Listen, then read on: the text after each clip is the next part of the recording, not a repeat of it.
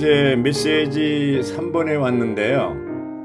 그 메시지 3번의 제목이 교회의 유기적인 기능을 위한 교회의 내재적인 건축이에요. 근데 원래 이제 이번 주에는 4번을 같이 누리도록 되어 있거든요. 4번은 뭐냐면 교회들의 유기적인 관계를 위한 교회들의 내재적인 교통입니다. 근데 이제 이번 주 우리는 3번을 주로 이렇게 교통하는 걸로 했습니다. 전체 제목이 뭐냐면 그리스도의 몸인 교회 건축이에요. 그럼 어떻게 건축하냐? 내재적이고도 유기적인 건축이라는 거죠.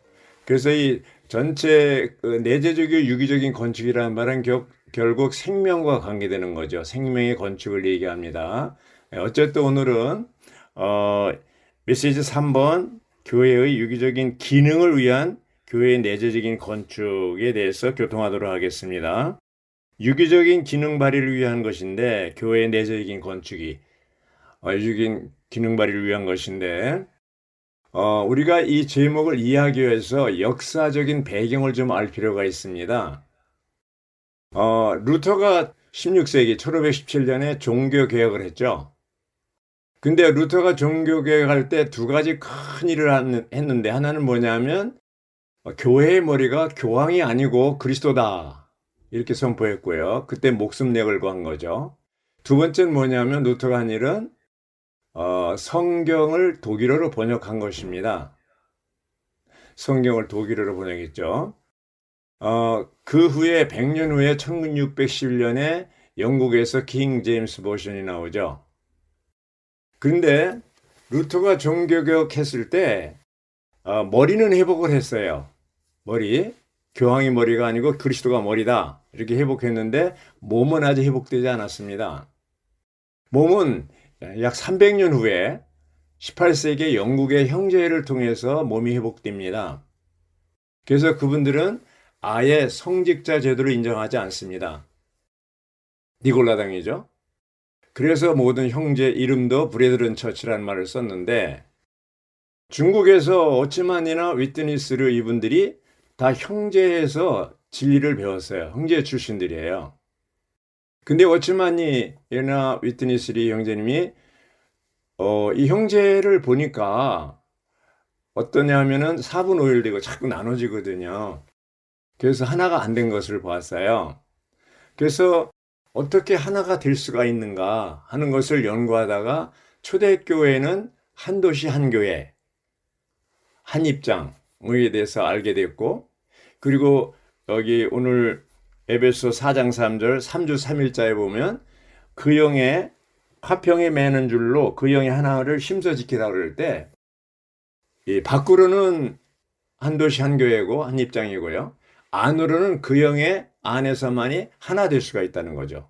이것을 이제 찾아낸 거죠. 그리고 특히 그 오츠만 형제님이 마태복음 16장 18절에 그 예수님이 그대는 베드로입니다. 내가 이 반석 위에 내 교회를 건축할 것이니 음부의 문들이 교회를 이기지 못할 것입니다. 이렇게 말씀하셨는데 그 말씀이 어디서 이루어지냐 하면은 에베소 4장 16절에서 이루어진다고 얘기했습니다. 에베소 4장 16절 볼 때 이제 하루는 니 형제님이 위트리스 형제님에게 성경에서 가장 이루기가 어려운 성경 교절이 뭔지 아냐? 그것이 바로 에베소 4장 16절이라고 그랬습니다. 에베소 4장 16절은 뭐예요? 건축이잖아요. 건축. 근데 바울이 14서신 중에서 특히 바울이 4개 서신 로마서와 고린도전서와 에베소서와 골로새서는 다 그리스도의 몸에 대해서 얘기하고 있는데 오늘은 말씀 내용 중에 보면 에베소 4장이 중심이 되고요. 그 다음에 로마서 12장, 고린도전서 12장을 언급하고 있습니다. 그러면 에베소서 4장의 16절까지가 주로 내용인데 4장에 그 전에 보면 승천하신 그리스도께서 교회에게 은사들을 주셨는데 4장 11절에 보면 뭐예요? 혹은 사도들, 혹은 신원자들, 혹은 복음 전환자들, 혹은 목자와 교사들을 주셨다고 했습니다. 여기 이제 목자와 교사들이라고 번역이 됐지만 개역 성경에는 목사와 교사들이라고 했어요. 근데 여기서 헬라어 성경을 보면 포이멘이라는 말을 썼어요. 포이멘은 요한복음 10장에 나는 선한 목자야 할 때 그 목자예요. 그래서 회복력 성경이 훨씬 정확합니다. 번역이 목자와 교사를 주셨으니. 자, 이러한 네 종류의 은사들이 이제 주님으로부터 머리로부터 은사를 받았는데 이들이 해야 할 일이 뭐냐? 그 은사를 가지고 직업을 갖는 게 아니고 돈을 버는 게 아니고 뭐예요? 이 12절에 보면 성도들을 온전케 하여. 왜 온전케 합니까? 그 사역의 일을 하고 그리스도의 몸을 건축하는 데 있습니다. 결국 이 모든 은사들은 다 그리스도의 몸의 건축에 있다는 것이죠. 이것은 물질적인 건축이 아니라 영적인 건축을 얘기하고 있습니다. 많은 사람들은 오늘날 교회라고 얘기할 때 물질적인 것으로 건물로서 많이 생각하고 있는데 그것은 이 그리스도의 몸인 교회가 연장된 것이 최종 완결된 것이 새 예루살렘이거든요. 새 예루살렘도 뭐예요? 물질적인 성이 아니에요. 바로 영적인 건축이죠. 예. 그래서 이런 걸 볼 때 많은 기독교인들이 새 예루살렘성을 물질적인 성으로 잘못 알고 있고 오늘날 현 시대, 은혜의 시대에 교회 시대에 이제 교회라는 것도 물질적인 건물로 보는 분들이 있습니다. 그런데 루터가 이제 종교개혁을 하고 형제에서 몸을 이제 회복했는데 루터가 머리를 회복하고 형제에서 몸을 회복했는데 아직도 몸의 기능은 회복하지 못하고 있습니다. 근데 워치만은 이것을 다 봤어요. 어떻게 하면 이게 기능이 회복되는 걸 봤어요. 그 이제 여기 13절에 보면 에베소 4장 13절입니다. 그리하여 우리 모두가 믿음에서의 하나와 하나님의 아들에 관한 온전한 지식에서의 하나. 형제에는 하나가 없다고 그랬잖아요. 근데 에베소 4장의 바울은 그 하나가 뭐가 되냐면 세 종류의 하나를 얘기하는 거예요. 세 가지.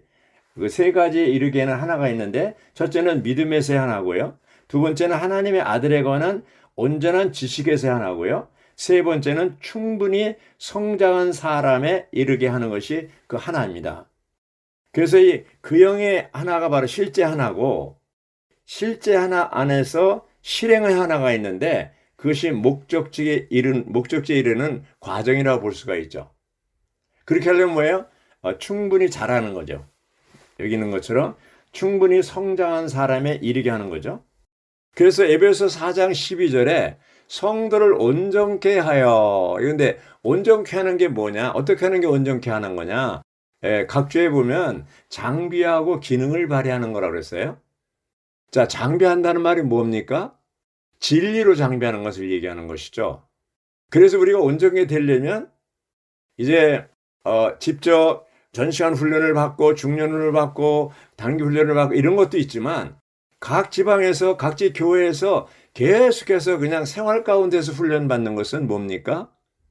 바로 장비를 해야 되는데 어떻게 장비합니까? 날마다 말씀을 읽는 거죠. 우리가 하나님을 사랑한다면 특징이 말씀을 사랑하게 돼 있어요. 그래서 우리가 최소한에 읽는 것이 1년 1독이잖아요. 이건 최소예요. 워치만 형제님은 일주일에 한 번씩 신약 성경을 읽었다고 그러잖아요. 그래서 우리는 그렇게 못하더라도 최소한도 1년에 1독은 해야 된다는 것이죠.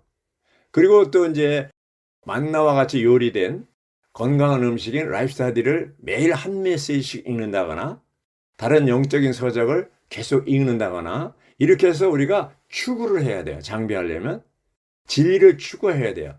이제 진리가 우리 안에 들어오면 요한복음 8장 32절에 뭐라고 그랬어요? 진리를 알지니 진리가 여러분을 자유케 할 것입니다. 그랬어요. 여기서 안다는 것은 이제 헬라어로 두 가지가 있어요. 기노스코가 있고 오이다가 있는데 기노스코는 객관적이고 지식적으로 하는 거고 오이다는 주관적이고 체험적으로 하는 건데 여기서 얘기하는 아는 것은 오이답니다. 주관적으로 체험적으로 하는 거예요. 그럴 때 우리에게 자유함이 있는 것이죠. 사실 진리를 모르기 때문에 많이 얽매여 있잖아요. 예. 그래서 우리가 이렇게 온전케 되는, 진리로 장비되는 것이 한 방면이 있고, 또 하나는 뭐냐면 생명이 자라는 거예요. 생명이 성장하는 것이 여기 나오잖아요. 예, 생명 성장이. 그래서 우리가 생명이 자랄 때 충분히 성장한 사람에 이르게 하여, 여기 나오죠? 충분히 성장한 사람에 이르게 한다는 게 뭐예요? 바로 생명이 자라는 것이죠. 4장 14절에 보면 어린아이가 있어요. 어린아이 같다 그랬어요. 어린아이. 어린아이가 됐을 때 이 교훈의 바람에 밀려가죠. 또 사기꾼들이 속임수에 속게 되죠. 어린아이들은. 근데 생명이 자라고 장성하면 속지 않죠. 그리고 하나를 유지하죠. 이 교회의 하나가 이루어지려면, 내재적으로 건축이 되려면 생명이 반드시 자라야 됩니다. 이렇게 생명이 자라면 어떻게 됩니까? 또한 기능 발휘를 하게 되는 것이죠. 그래서 오늘 제목이 있는 것처럼 교회의 유기적인 기능을 위해서 교회의 내재적인 건축이 필요하다. 내재적인 건축이 생명의 건축이고 생명의 성장, 충분히 자라는 것을 얘기하죠. 충분히 성장한 사람에 이르게 된 이런 상태를 얘기하는 것입니다. 그러므로 우리가 온전케 된다는 것은 세 가지 항목이죠. 진리 장비, 생명 성장, 기능 발휘입니다. 이것이 온전케 된 사람이거든. 이런 분들이 교회 안에 많이 있을수록 교회는 아름답게 건축이 된다는 것이죠. 자, 그런데 계시록에 보면요. 계시록에 보면 버가모 교회가 있는데 버가모 교회 이미 거기에 발람의 가르침과 니골라당의 가르침이 있습니다. 발람의 가르침은 뭐예요? 바로 우상,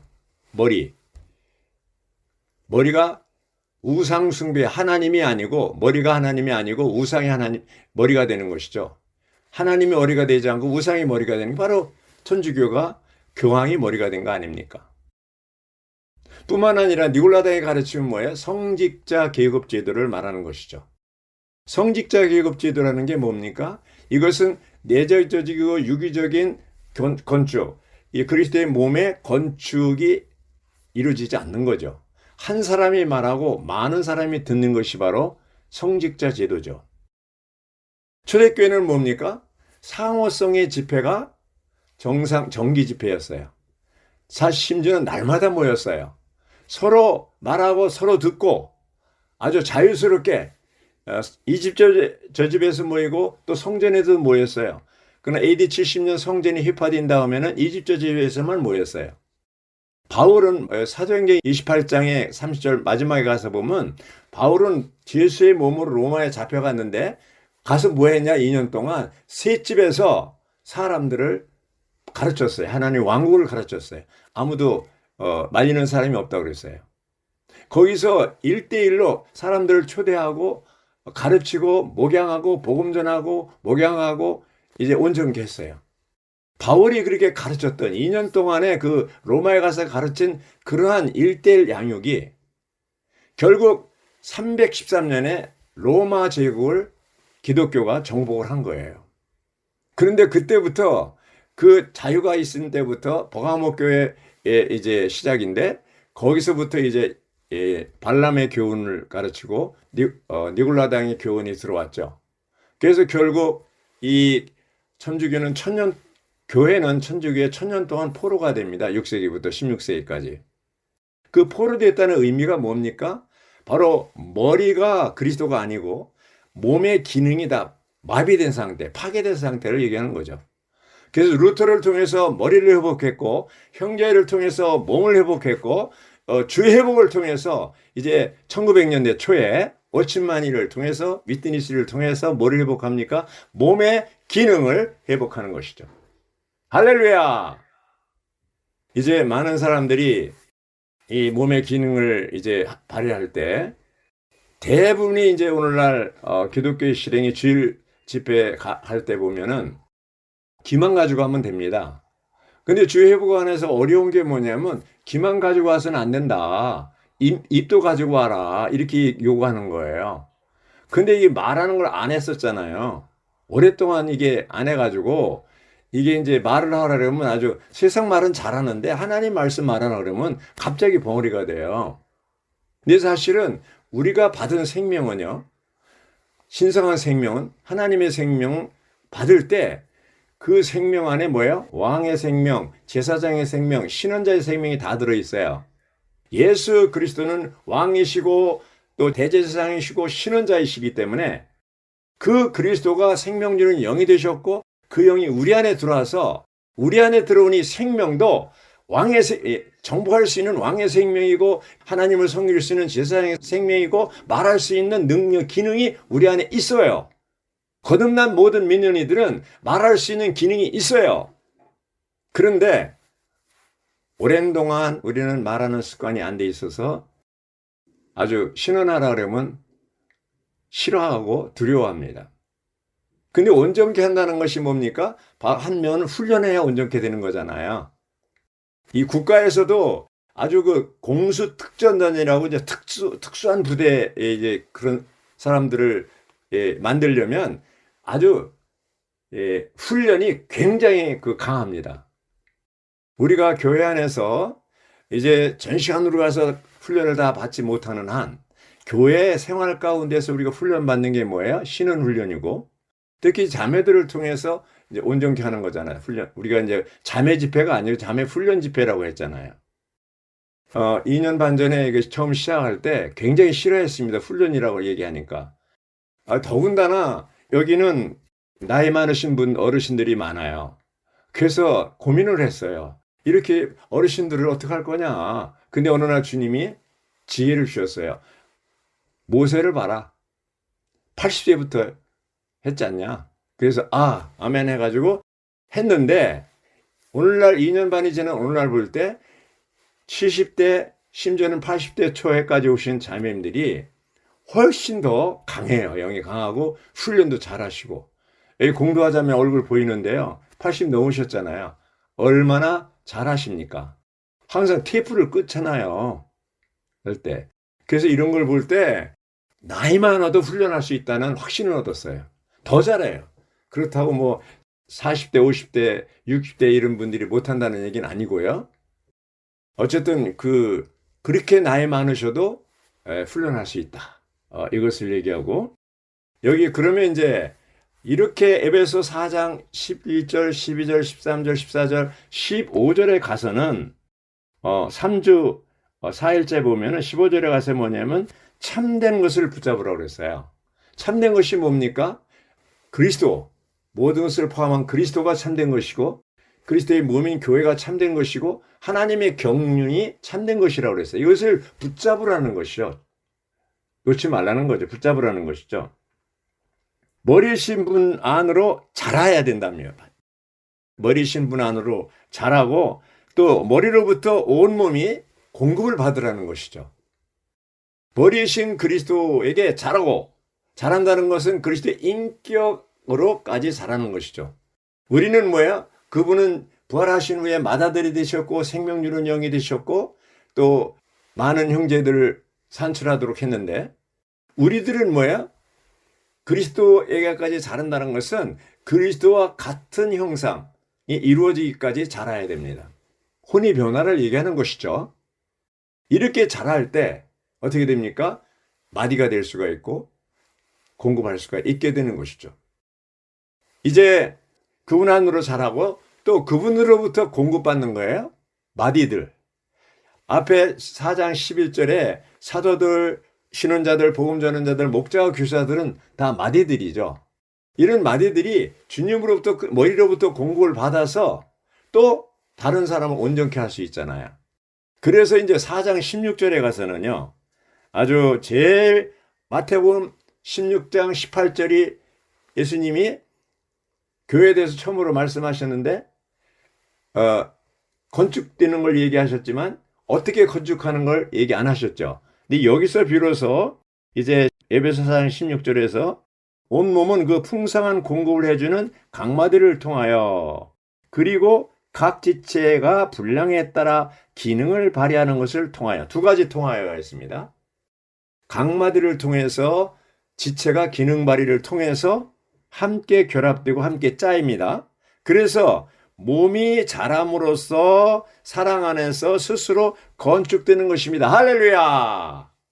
누가 시켜서가 아니라 사랑 안에서 스스로 건축되는 겁니다. 그러게 사랑 안에서 스스로 건축되려면 뭐예요? 바로 기능 발휘를 하고 또 이제 말할 수 있는 그런 기능 발휘를 해야 되는 것이죠. 에베소 4장 11절에 사도들, 신원자들, 복음 전환자들, 목자와 교사를 주었고요.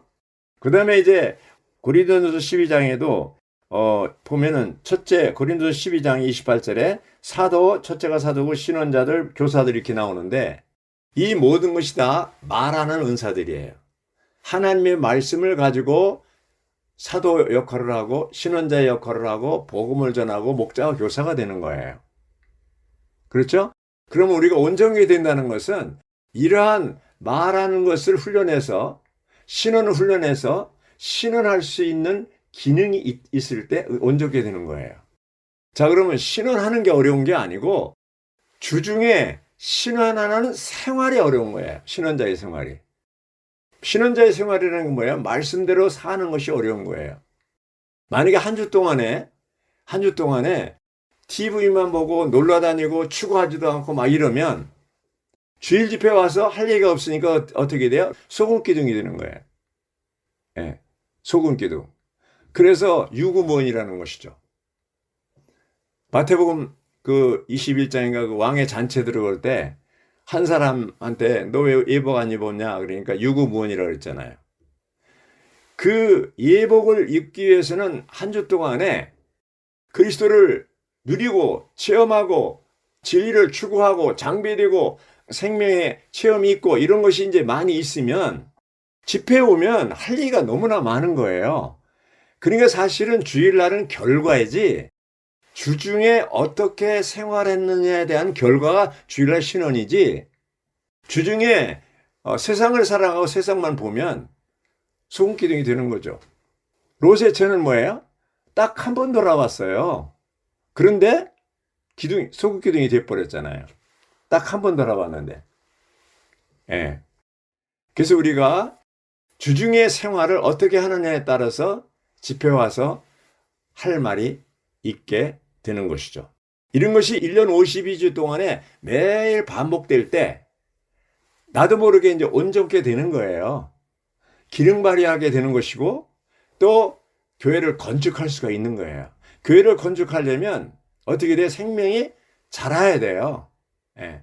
그래서 결국 에베소 4장 16절에 이런 말씀이 현실로 현재적으로 이루어지는 것이죠. 이루어지는 것입니다. 오늘날 이런 기독교의 조직은 기능 발휘할 수 있는 그 유기적인 그리스도의 몸이 아니기 때문에 매우 힘들어요. 그런데 우리들은 어떻게 돼요? 본래 초대교회 마냥 우리의 정기 집회가 상호성의 집회가 되고 사역적인 한 사람이 말하고 많은 사람이 듣는 사역적인 집회는 사실은 부정기적인 집회가 돼야 돼요. 그래서 주님이 저희 회복 안에 이제 세길 실행을 주셨어요. 1985년서부터. 워치만이 하고 싶었는데 그때 당시 분위기는 어려웠기 때문에 위트니 실행자는 오랫동안 이것을 알면서도 실행을 못했는데 과감하게 1984년서부터 세길 실행을 해서 연구해가지고 결국 무엇을 했냐? 생, 양, 교권. 낳고 기르고 가르치고 건축하는 이 원칙을 찾아낸 겁니다. 제가 간증할 수 있는 것은 사람들은 이걸 지키면 인수 늘어나지 않는다고 생각하지만 교회 안에 남아있는 열매를 얻기 위해서는 생, 양, 교권의 이 길을 가지 않으면 새 길을 가지 않으면 사람을 얻지 못합니다. 제가 하나 간증할 수 있는 것은 1985년에 서울의 제기동 고대 근처에 있는 고려대 근처에 있는 제기동 그 로타리에 200평 되는 그 2층짜리 집을 전세 얻어서 거기서부터 시작을 했는데 처음에 시작할 때 17명인가 정도밖에 안 됐어요. 그런데 3년 후에 180명, 200명 가까이가 됐습니다. 아주 현기증나게 증가됐어요. 그러면 생양교건을 했는데 대만에 가서 그때 84년 이영재님이 대만에 와서 세기를 얘기하실 때 제가 직장 생활할 때 가서 배우고 와서 실행하고 가서 배우고 와서 실행하고 이렇게 했는데 그랬더니 한국에 한 청년이 와서 했는데 이 사람은 한국에 가서 실행하니까 이렇게 축복이 있었다고 이영재님 메시지까지 나왔어요. 그런데 제가 간증할 수 있는 것은 생양교건을 하면 인수 안 늘어난다? 아니에요. 그 길만이 사람을 남길 수 있는 길이에요. 대부분의 이제 교회들이 부흥되고, 이제 그 열매가 있는 교회들을 보면 다 하나님의 정하신 길을 간 교회들은 다 축복이 있습니다. 아마 간증할 수 있을 거예요. 그래서 우리는 이제 이 2021년 이 마지막 때 부흥을 위해서 이 길을 가야 돼요. 사실은 새 길을 가는 게 쉽지는 않습니다. 엄마들이 낳은 엄마가 귀하냐, 기른 엄마가 귀하냐 할 때 사실 낳는 건 한때의 고통이지만 기르는 것은 상당히 오랜 동안 힘들어요. 복음을 전해서 믿고 침례받게 하는 건 순간이라고 할 수 있지만 목양하는 건 상당히 힘들어요. 저도 작년에, 얼마 전에 이제 1년 전인가 이렇게 해서 얻었죠. 사람들 얻고 해서 지금 계속 목양을 하고 있습니다. 얻는 것도 중요하지만 믿고 침례받는 것도 중요하지만 온전케 되기까지 목양하는 것은 훨씬 어렵습니다. 그래서 싫어해요, 사람들이. 요즘엔 젊은 부부들이 아기를 안 낳으려고 그래요. 왜 그렇습니까? 낳고 기르는 것이 힘들거든요. 그래서 우리는 영적인 자녀들을 위해서 어치만 형제님은 결혼할 때 조건이 육신의 자녀를 안 낳기로 해서 결혼했지 않습니까? 거긴 자녀가 없습니다. 그러니까 철저하게 영적인 자녀만을 위해서 헌신한 분이죠. 그래서 우리는 이러한 하나님이 정하신 길, 이 새 길, 또 교회의 유기적이고 내재적인 이러한 그리스도의 몸인 교회의 유기적이고 내재적인 건축을 위해서 또 메시지 3번에 있는 것처럼 교회의 유기적인 기능을 위한 교회의 내재적인 건축을 위해서 어떻게 해야 됩니까? 모든 지체가 머리로부터 공급을 받고 마디 역할을 하고 몸의 지체의 기능을 발휘해서 사랑 안에서 스스로 몸을 건축하는 이 단계까지 가야 됩니다.